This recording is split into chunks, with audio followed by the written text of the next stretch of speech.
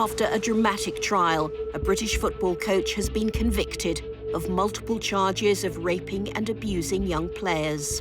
His name is Barry Bennell. Al Jazeera investigates why one of the worst scandals to hit the game was ignored for decades. We find new evidence on how silence from clubs protected Bennell. I knew immediately, this is a cover-up.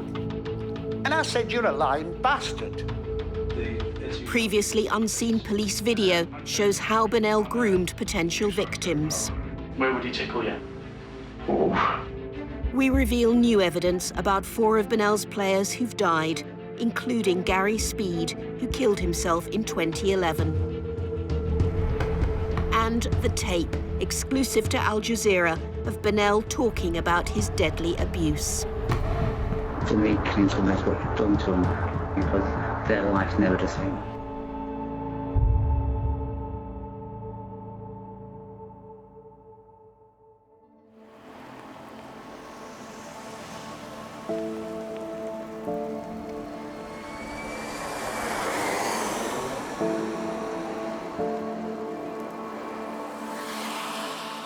In February 2006, Mark Hazeldine drove the short distance from his home to Manchester Airport. He booked in at the Radisson, told the people at the hotel he was wanting to get away for a few days to sort his head out. Those were his words. He was at the end of his tether. Mark was 36. From childhood, he had one burning ambition. Oh, he was going to play football, and he was going to buy me a little cottage in the wood when he was famous. I used to sing him silly songs, and that was one of them. In that cottage in the wood, a little old man at the window stood, saw a rabbit running by, knocking at the door. Absolutely football crazy from being a small child.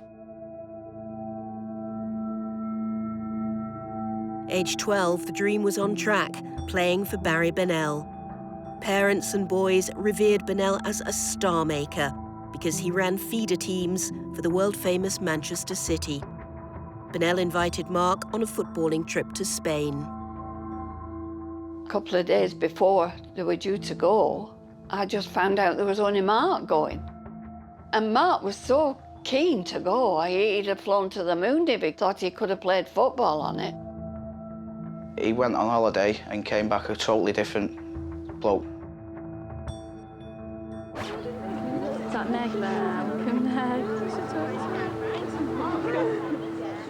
Mark was my best friend. I was best man at his wedding. We were just inseparable, really, from day one. He was never a bully. And then, obviously, he's come back off holiday and he's got quite aggressive traits. He just totally changed, like a flick of a switch overnight. As he grew older, Mark turned to drink, used drugs, and had violent outbursts of temper. Did you ever think there's something dark and troubled inside him? Yeah, it crossed my mind a few times, but I couldn't quite put my finger on what the problem was. I always thought it's because he didn't quite make it as a footballer. Mark joined Burnley, but a knee injury quickly ended his playing days. By 2006, personally and professionally, he was struggling. Well, I was getting up for work one Saturday morning, and the phone went, and it was Mark's wife.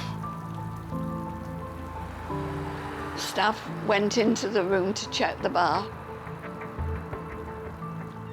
And he was sort of on his knees. He'd actually committed suicide. He'd hung himself. For a decade, their grief was compounded by not knowing why Mark killed himself until November 2016. That day I saw it go across the screen, Barry Bennell is arrested. It came right in my head straight away that Mark went away with him and had something happened. I just I just collapsed. My whole being just...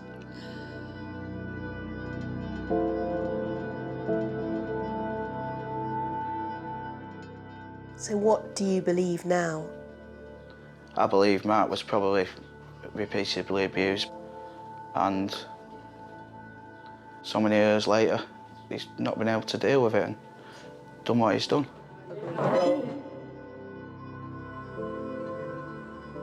It's been 11 years of hell. I've not known why Mark committed suicide. It's helped me, it's given me closure. I'd rather not know that that happened to him. But for myself. But if it did happen and people are suffering... So it's about holding Bennell accountable for what he's done? It's holding not only Bennell. I am angry at these people in the clubs. I am so angry at them for letting that go on.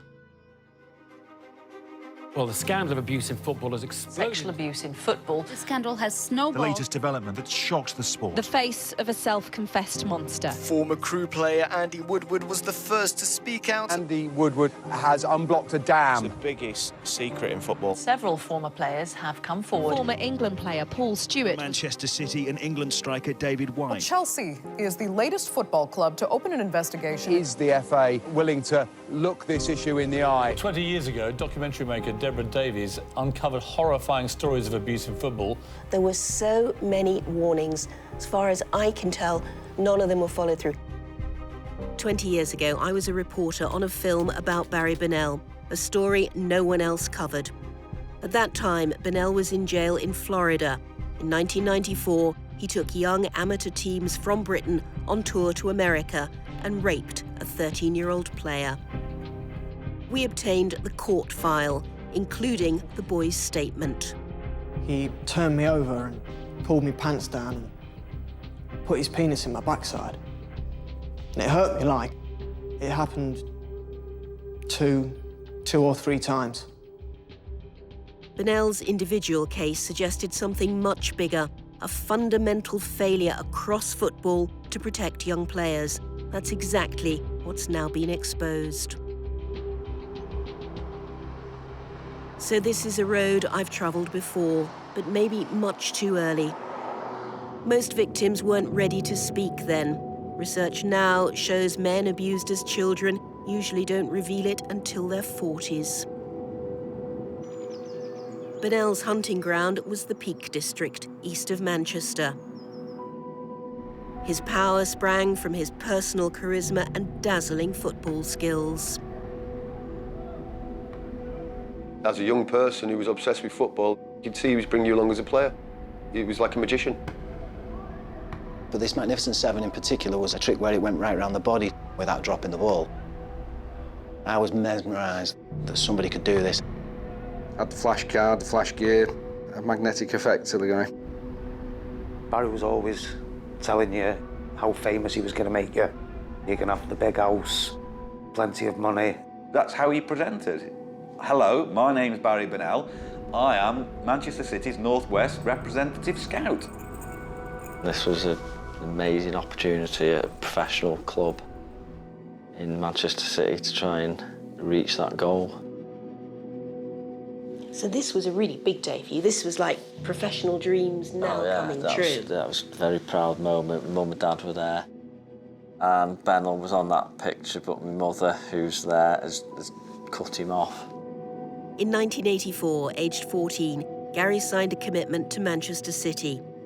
Big clubs didn't have their own youth sides then. Instead, their authorised scouts like Bennell ran amateur teams from which they picked the best. Those Bennell called special had to show their dedication by staying at his house before matches. The lights would go down, there'd perhaps be 3 or 4 boys there, and the duvet cover would come out while we were sat in the lounge. And I now know that would be the testing ground to see what he could get away with in terms of touching. The hand would be down your tracky bottoms, into your pants. When I contacted Gary Cliff 20 years ago, he wouldn't speak to me. He'd told only his wife and close family that from age 11, he endured 4 years of abuse, from indecent assault to attempted rape. Gary also witnessed younger boys being groomed to replace him. It's something that I've, over the years, felt immense sort of guilt. As an older boy, should you have said something? Just simply didn't have the words, nobody spoke about it. We kept the secret. Do you know why you kept the secret? I mean, you seem to all have been locked into this kind of wall of silence. You feel complicit once you've gone along. You think you've gone along with it once, twice, it goes on and on and on, and you feel complicit in it. Bennell had open access to City's famous stadium at Main Road. He even used the players' entrance. What's never been revealed before is that boys were abused inside the ground. There was only perhaps the groundsman at the other end doing a bit of grass cutting or whatever. We went onto the pitch. The sun was shining and he spied his opportunity to take in a bit of sunbathing. We stretched out in our tracksuits and he abused us on the pitch. You were abused on the main Man City pitch? Yeah.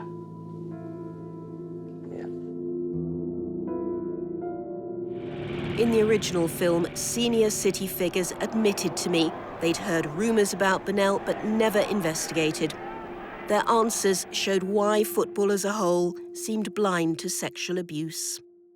He was looked upon as a fellow that wasn't right, but there was no firm complaints. What do they call them?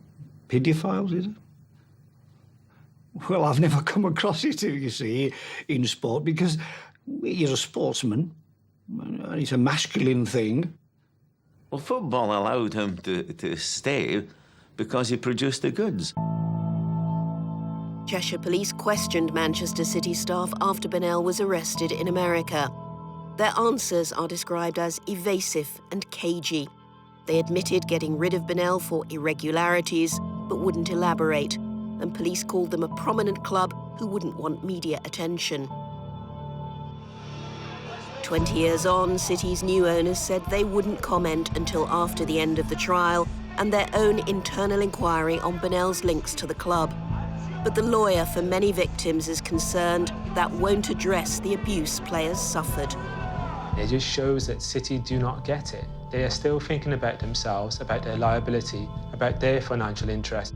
It's not about them, it's about survivors, it's about the children which were failed. The notion that this is historic impacts on you then and then everything's okay. Well, actually, no, it doesn't. My life went off the rails for quite a long period of time. I was substance abusing and drinking. I've pretty much lived with this every single day at the forefront of my mind. If I thought about everything, I would collapse, just mental breakdown. I get a rush of anxiety, sense of worthlessness. I have lived a double life all my life. You've got to lie and pretend that you're happy, and you're not. This man never told anyone that Bennell abused him. Even his closest family didn't understand why he suddenly became a troubled child. Well, throughout my life, I've had outbursts. I feel the aggression coming from my feet upwards. It's like a fever. The only way I could deal with it was to hurt myself, punch walls, break my hands, give myself a headache, because that would take the feeling away. My wife has always wondered what was wrong with me. The nightmares, you get used to them, you know it's going to happen. I got told that I tried to smother my wife in bed, put a pillow over her face. I've tried to strangle her. She knew I was asleep. I've got no recollection of it. he couldn't tell his wife the source of his nightmares until November 2016, when first one, then dozens of Bennell's former players finally broke their silence. And his picture came on the telly. My wife looked at me and said, "What's the matter?" I didn't know what to do. I was distraught. You're that teenage boy again, and it's horrible. It's hard to explain. I'm scared. And I know I've got nothing to be scared of.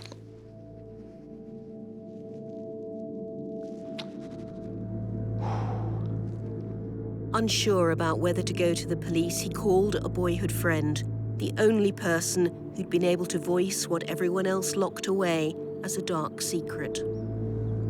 And then all types of abuse, the masturbation, the oral sex and the buggery, all continued. For me, he was the only person who would understand, and maybe he could help me. One kept silent, one spoke out. They last saw each other as boys, staying at Bennell's house, where he'd abused both on the same night.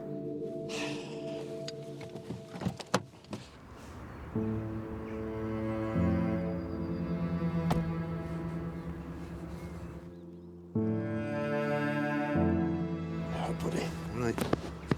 Good to see you. You too, man. All right. How you doing? Hard. Yeah, I know. It's tough. I'm just really struggling at the moment. That day I phoned you, there was a reason. If I hadn't spoke to you when I did, we probably wouldn't be having this conversation right now. The picture, and it just triggered something off. Was I ever going to say anything to anybody? No, I wasn't. It was going to go to the grave with me. I'm glad it didn't. I'll tell you, I still struggle when being asked about what actually happened to revisit that detail. You know, weekends away, you know, where we used to stay and stuff. Yeah. What we thought being a special one was to actually, now as an old man, knowing what it meant back in the day. I'm 48 now. This was when we were 10, 11, 12, even 13 years of age. And you're being hailed and told, you're going to be a superstar, you can play for all these clubs, and this is your future. And all you're doing, actually, is trying to survive as a kid.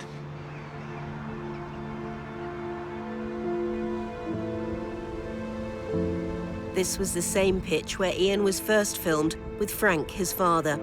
Frank was convinced abuse in football was a huge issue, way beyond Bennell.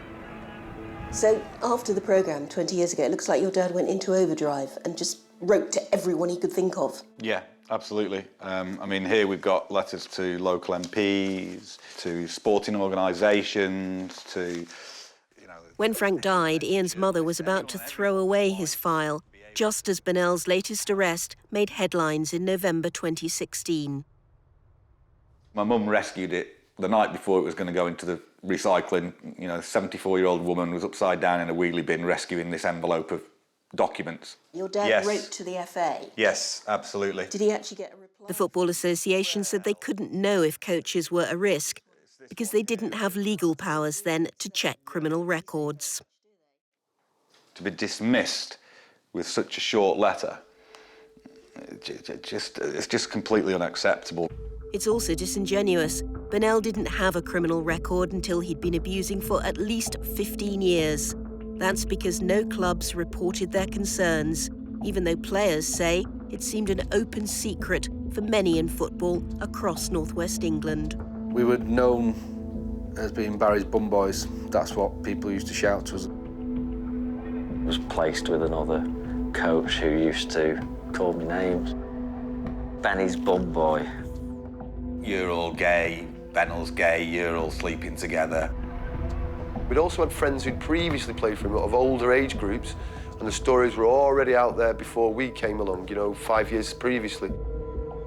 This man also played in one of Bennell's youth teams linked to Manchester City, often staying at the coach's house, where play fighting quickly became sexual abuse. I'd been coerced so much to a certain point, but then all of a sudden that became alarming. And I remember all the adrenaline running through my body, because just even as a young, naive boy, I instinctively knew that what was going on was terribly wrong. He was trying to rape me.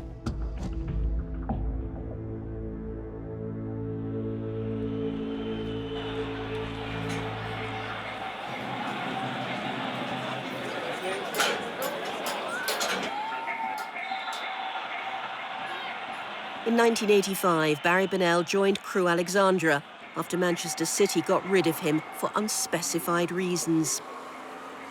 Crewe's manager, Dario Gradi, brought him in as a youth coach. They'd worked together in the 70s at Wimbledon and Chelsea. Many of Bennell's players also decamped from City to join him at Crewe, then dispersed to other clubs, taking the rumours with them. They would ask me whether it's true that he was a kiddie toucher or he was a fiddler. Is it true you wanted Barry's bum boys? And I'd say yes, yeah, in my experience, yeah. Who were you saying this to? I was saying it to other parents, maybe other boys' parents, the coaches at the new team that I'd gone playing for. Anybody. I'm quite happy to substantiate it. In the close and closed world of football, word got back to Barry Bennell at Crewe. And I got a handwritten letter on Crewe's notepaper telling me that he'd heard that I'd been making allegations about him, which you don't know why I'm doing that. Is it out of bitterness? Because all he's ever done is trying to promote my football career. I virtually remember it. Trouble causes don't go very far in the game. I'm sure that Crewe were aware of the facts at that particular time. What the club did know was that every weekend boys stayed with Bennell. We've seen one of his account sheets. He charged Crewe £5 per boy per night to stay. 20 years ago, manager Dario Gradi confirmed to me he knew boys had often stayed overnight with Bennell. He carried that on when he came here, and I have to say that we've never had any reports of any problems. But we've been told that's not true. A decade earlier, in 1988, a Crewe director says a parent from another club approached him. And he said, my friend's son was abused by the coach at Crewe Football Club, and you need to know it. Now, I was stunned. Stunned into silence. I'm not often stunned into silence. That was it. I'd already heard such a lot of innuendo and gossip and rumour and one thing and another, and I had it up to here. Hamilton Smith says he demanded a special meeting. Those directors who attended decided against sacking Bennell. Instead, he says, the deputy chairman, John Bowler, told manager Gradi no more boys must stay with Bennell. And Dario said, well, I take kids home. I have kids with me. I haven't had any complaints. He said, I've never had any complaints about Barry Bennella. And Dario virtually ignored it and just sat down, and I looked and thought, well, is that the meeting over? And that was it. Bennell stayed at Crewe for another 4 years. The club has never said why he left. In part 2, Bennell's link to Gary Speed, who committed suicide in 2011. The Speed family have always denied he was a victim, but new evidence suggests otherwise.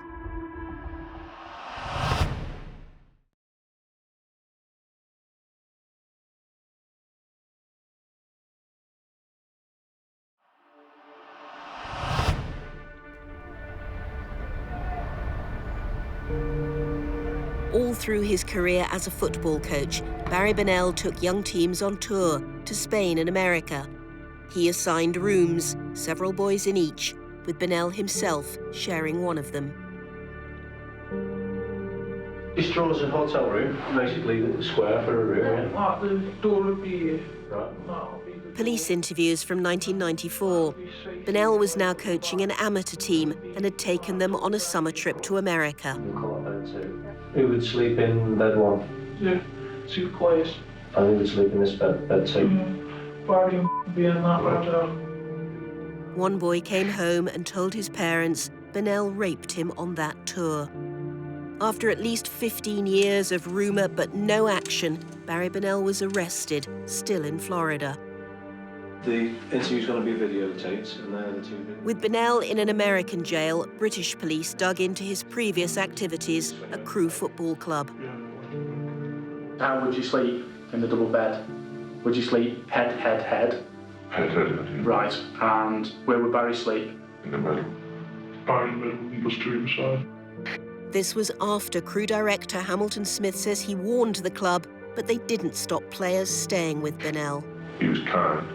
He was funny, he had a sense of humour.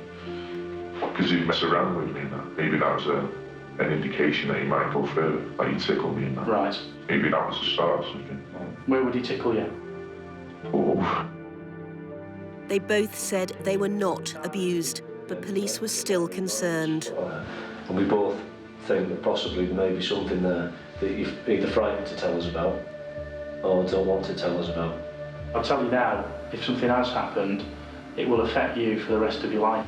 It'll fester at the back of your mind for a long, long time, as it has done with all these other kids. So maybe I got away with the rest then. He didn't try anything then, but I think he might have done later. When I stopped seeing him, he sent me a letter, and at the end of it, he said, "I love you." In 1995, Bennell was sentenced to 4 years in America for rape and indecent assault. Before conviction, dozens of players wrote letters of support, even some who'd been abused. Like Andy Woodward, who didn't open up to police for 3 years, and Steve Walters, locked in silence for over 20 years, both now leading figures in the campaign to protect children in sport. Crewe manager Daria Gradi said he'd received no complaints, despite Hamilton Smith now claiming he alerted Gradi, who he said wouldn't take action. In tonight's extended edition, Dispatch's reporter Deborah Davies investigates the paedophile coaches. The film aired while Bennell was in jail in America and yet to face charges in Britain. Former Crewe director Hamilton Smith vividly remembers watching it, then demanding to meet John Bowler, then deputy, now chairman. I said, "Do you remember that we had the special meeting about Barry Bennell?" And he said, "No, Hamilton, that's not what happened." And then he started to try and tell me some cock and bull story. And I knew immediately, this is a cover-up. And I said, "You're a lying bastard." And got up. We can't confirm that or establish what Crewe knew, because the club, Bowler and Gradi didn't reply when we put the allegations to them. After prison in America, Bennell was extradited to stand trial in Britain. Court documents from 1998 not seen before indicate almost 50 charges against 23 children. But the prosecution let him plead to just half the crimes against only 6 boys. None of the victims were told the details. Several, like Ian Ackley, feel the justice system let them down. I only just found that out a week or so ago, and I've still not got any explanation from anybody what charges were pressed and which ones were allowed to be laid on file. Eventually I had to plead because I was threatened with like 18 years in prison. So I did a plea, but I was told I'd get 4 or 5 years, and I ended up with 9. That voice is horrible. It's a voice they thought they'd never hear again. After serving half his sentence, Bennell was released from prison in 2004. Nothing was heard of him until he agreed to speak to a journalist 8 years later. He didn't know he was being recorded. The audio has never been made public until now. So lads were just saying, yeah, he did this, yeah, he did that, yeah, he tried that. What's the money for? It was like £13,000 or £15,000 compensation per person. I've not had a penny. I haven't done it for compensation. I have done it for 100% to put him back in prison. It's nonsense. Nonsense. It's just his attempt at distancing himself from it. And how many boys would you say that you had? 6. How? Trust me. 6. Complete and utter, absolute. I was under his wing for 5 years, so I saw There'd be 20, 30, 40. I told him I wouldn't play for no club again, but there's never any proof of anything that I saw. And no evidence of any buggery? Well, really? Because I had 4 counts of buggery of charges against him. I've done the time. It was hard. A lot massive. All I've done is help and help and help. That's all I've done. I've done nothing else. In a perverse way, it's compulsive to listen to it, but it's shocking. Absolutely shocking. No soul and no conscience. You can't have.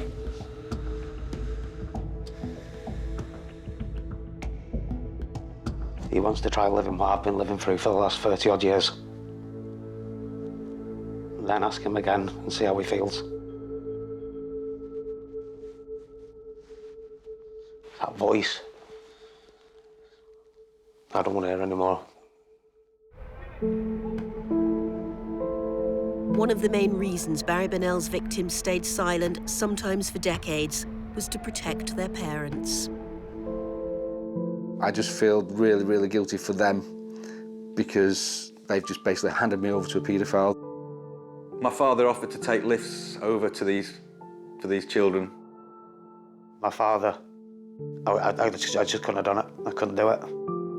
I just couldn't have seen the hurt in my dad's eyes. Even 35 years later, I broached the subject with my dad, and it's caused massive tenuous relations between us both. Probably our last proper conversation alone together, he was apologising to me again. Which, you know, I'm watching my dad die and I'm saying, you don't need to apologise. It was nothing to do with you. It was not your fault.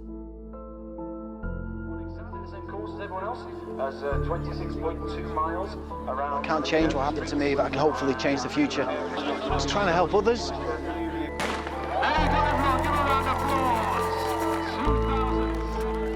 Running the Manchester Marathon is an extraordinary public statement from a man who kept silent for years. David Lean did so partly because his mother saw the '97 Dispatches film and confronted him. She asked me if anything had happened while I'd been at the house. And I said, no, everything was fine. And she said she's not sure how she would have coped if it had. And I decided then that I wasn't ever going to disclose until my mum passed away. 15 years later, David's mother was terminally ill. I'm going into lofts and garages, going through wardrobes at my mum's house. I was trying to get everything ready to go to the police. Trophies from the Butlins holiday camp where Bennell coached him, certificates from the training weekend he spent at Bennell's house where he was sexually abused, all became evidence once his mother died. She got through the Christmas and then passed away in the January. And I went to Macclesfield police station. After finally disclosing the abuse, David was hit by a tide of emotion. Just sort of disintegrated in the car for 20 minutes. And then you sort of realise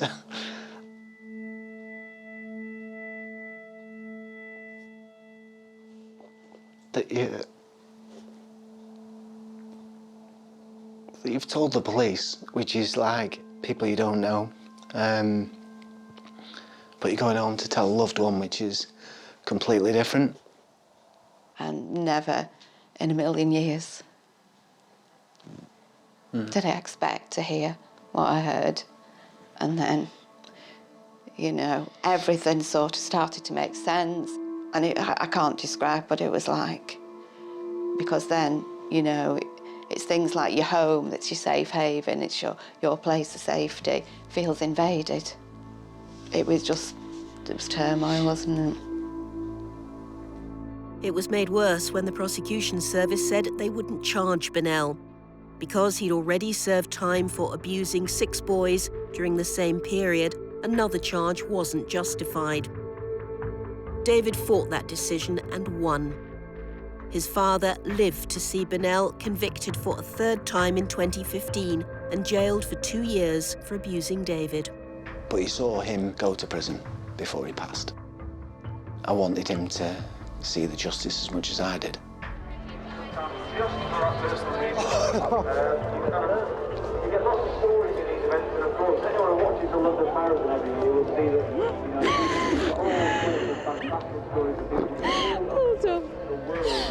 Towards the end of the marathon, David had a shocking encounter with a friend of one of Bennell's victims. The guy came up to me, coming the other way, stopped me about 17.5 miles.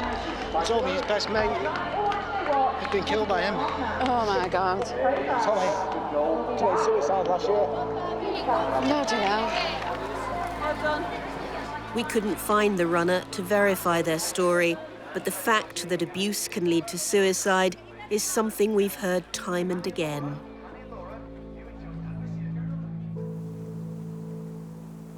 Another of Bennell's players was recently diagnosed with a kind of permanent mental damage suffered by hostages and torture victims. Raped repeatedly for 5 years as a child, he was one of the cases Bennell served time for. I suppose this bit here kind of denotes the period 82 to 87 where the actual abuse took place. To diffuse the ever-present turmoil in his head, he maps it out on paper. The 98 conviction, but there was no support mechanisms in place. So it was basically left to rot, get on with the rest of your life, sink or swim. Overwhelming guilt, shame, anger. Culminated in 2002, a mental breakdown in effect, low self-esteem, paranoia, short attention span, occasional panic attacks, sleepwalking, trust issues. It's never straight forward, trough, peak, trough, at certain points in time. So at this time, I had a deep trough. Twice he's tried to kill himself, the last time after a normal night out with friends. I remember walking back in kind of a strange kind of halfway house kind of mentality. So no thoughts about what damage I could potentially cause by doing what I was going to be doing. Go to the garage, couldn't find a rope. What could I use? And that was going to be it. Why wasn't it it? Because it snapped. In the trial that's just ended, he gave emotional testimony on the impact of the abuse. He said he'd heard 4 of Bennell's players had died, but didn't know the details. Our investigation has traced those deaths. In 2016, Mark Owens told police Bennell had abused him as a child. Before he could give a formal statement, he died from long-term problems with alcohol. Stephen Prince died from a drug overdose in 1991, aged 20. Former teammates at Crewe say Bennell accused him of stealing money, his tactic against boys who tried to escape his advances. As we've already reported, Mark Hazeldine killed himself. And 5 years later, so did another of those teammates, Gary Speed. I swear, there's nothing about guys really, because it doesn't happen. You know, if I did, I mean, what I tell you, then you'd be touted as different. A Premiership legend, a Wales international and then manager, Gary Speed's death in 2011 stunned the footballing world. The 97 film named him as one of the star players Bennell discovered, not one of his victims. But after Gary Speed's death, that led to speculation about why he killed himself. The link made headlines again when he was named in court as one of the 4 players who've died. Perhaps I might have been in a situation where I might have said, you're Gary being a bit special. Speaking just after Gary Speed's inquest, Bennell used the word special, horribly familiar to the boys he abused. I saw Gary come and go in Barry's life where he was the one sat in the front seat, he was the one showered with gifts, he was the one that was coming on different holidays and different tours. Because I've seen a pattern emerging with Barry with other young people. If you ask me, I would tell you that Gary will have suffered abuse at the hands of Barry. I assume there would be a link to the abuse in his teenage years to his suicide. There might have been other factors involved which we'll never know, but I think that will have had some part to play. I really do. The Speed family have always said Gary was not abused. That's what he told police in the 90s. But his father, Roger, has also said publicly life would be easier if they knew why Gary killed himself. We've spoken to more than one witness who says there was abuse and that may be a factor. Because this is so sensitive, an actor is voicing one man's words. If they're unable to see a reason, I could provide some clarity. I could give them the closure they need to get on with the rest of their lives. Because I was there. I was a witness. On a few occasions, Gary was in the same bed. Barry would abuse one of us, then turn over and then abuse the other. You were absolutely certain that Gary Speed was abused by Bennell? 100%. Well, 99.9%. Because you were literally both in the bed at the same time? Yeah. You don't actually witness it sight-wise, but basically the same process is happening to that other person. So anyone who stayed regularly, what were the chances that they were being abused by Bennell? I've got pictures of football teams, and you could basically go along the line and say yes, yes, yes, yes, yes. You can't argue someone killed people. To me, killing someone is what you've done to them because their life's never the same again. That's the closest Bennell has ever come to expressing remorse. But what about the football authorities? How much have they acknowledged their failure to protect players? In a letter, the American prosecutor alerted Charles Hughes at the Football Association to Bennell's conviction in Florida. Their response? Nothing. They never replied. Hello, I'm Deborah Davies from the Dispatches. 2 years later, I tried to get an answer from the same man. Mr. Hughes, we wanted to ask you about the FA's attitude to prevention of sexual abuse of children. Instead, the FA said the programme ignored the facts and claimed child protection was a top priority. 4 years later, in 2001, ex-Crewe director Hamilton Smith met the FA to clarify why they'd never investigated Bennell. I wanted the FA to tell me why their systems that they had in place had failed so miserably and what was their intention to do about it. What was the future? Their brief reply, the Football Association has investigated the issues and is satisfied there is no case to answer. Investigated who? Investigated what? Is this what I get for confronting the FA, asking for answers? I think they just didn't want to know. By 2001, the FA was moving forward. Under Chief Executive Adam Crozier, they produced guidelines to prevent all forms of abuse. They commissioned respected academic Celia Brackenridge to monitor how well the guidelines were working over the next 5 years. She kept a diary. January 2002. I began elated, then got depressed and frustrated, then became quite angry and upset about the many and various delays. Some clubs cooperated, but not all. One official threw back the researcher's ID card across the table at her. Another refused to return numerous telephone calls and even pretended to be someone else to avoid being interviewed. November 2002, bang. Adam Crozier resigned from the FA last week. His departure could signal bad news for the project. Too soon to say.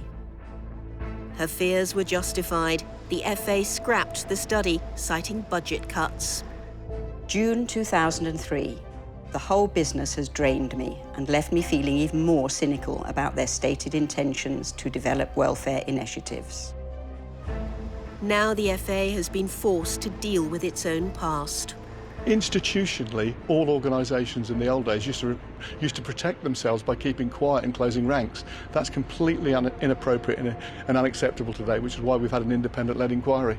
My concern is that this is just going to be a smokescreen. It's not going to actually result in anything which is worthwhile. And the question mark still remains, how are they going to sanction themselves potentially for their own failings?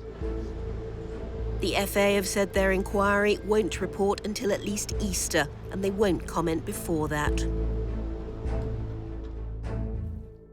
Manchester City are my team, but this isn't about football. This is about abuse. If people knew about it, they need to be held accountable.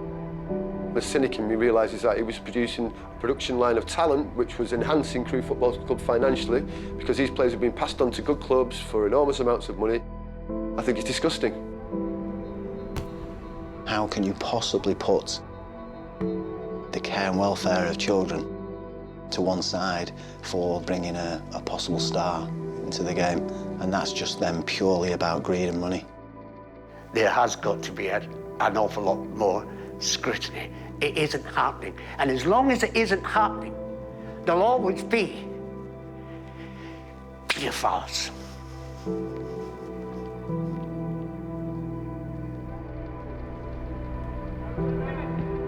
I think it's disgusting. I think it's wicked. It's hurtful. A father, a son, a friend, a brother. Now we are left to try and comfort one another. All your friends. After Mark Hazeldine's suicide, his older brother wrote a poem. His mates signed a shirt. Tributes to a man, one of so many, failed by the game he loved. Maybe your male pride stopped you talking to us. Now you've lost the biggest game, as we will do the same. Your mind won't trouble you anymore. You'll remain forever loved, forever marked, forever young.